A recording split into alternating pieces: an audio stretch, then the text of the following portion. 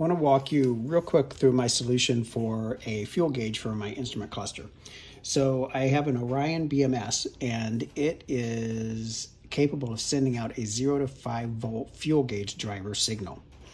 However, my instrument cluster has a little voltage regulator on the back that will take up to 5, will basically take the ignition current coming in to the instrument cluster and bring it down to a steady 5 volts for both my fuel and temperature gauges. However, 5 volts on this is way over full. So I've basically done calculations on it. It'll go up to about 3.4 volts and down to just basically 0 is what it really needs. And it's not that it's that voltage, it's the resistance that it gets from the fuel sending unit in the gas tank. Anyway, so right now I have this power supply set at 5 volts to simulate what's going to go into the fuel gauge from the voltage regulator. And I have this is going to simulate 0 to 5 volts coming out of the BMS. So that line comes in here, comes into the Arduino.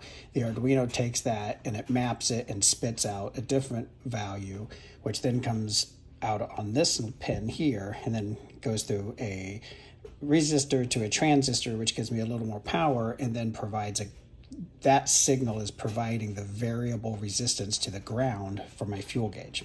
So right now I'm at 0, and of course I'm at empty here, and then here's my code. I'm basically mapping it, the BMS value between 0 and 1023, which is an analog the analog value for this Arduino, and then I'm mapping that to between 0 and 168.3, which is roughly 3.4 volts in PWM language. And then you can see kind of the little serial port monitor, the serial monitor going off on the sides. So if we turn it up, say the BMS says, hey, you've charged halfway, we're turning you up to 2.5 volts.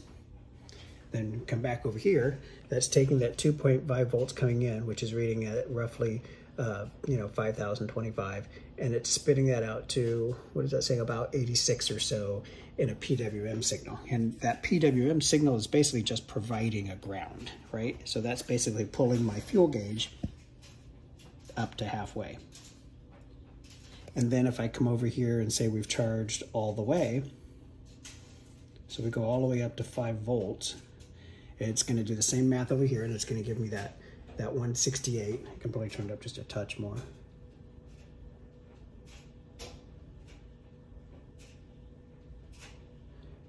So anyway, it's giving me that 168 there, which is going to take my fuel gauge all the way up to full.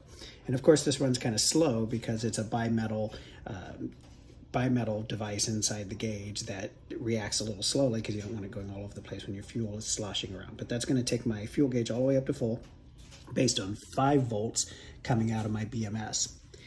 And then I'm also going to do another thing. The BMS has a signal that comes out that basically represents, you're getting low. And I haven't set up the BMS yet, but I believe you can set that to whatever kind of voltage you want. And I'm going to use that to drive this little bright red oil light here. So when I get down to, say, maybe 10% or so, whatever value I decide to do, it's going to turn this light on and say, hey, you're getting low, you need to recharge.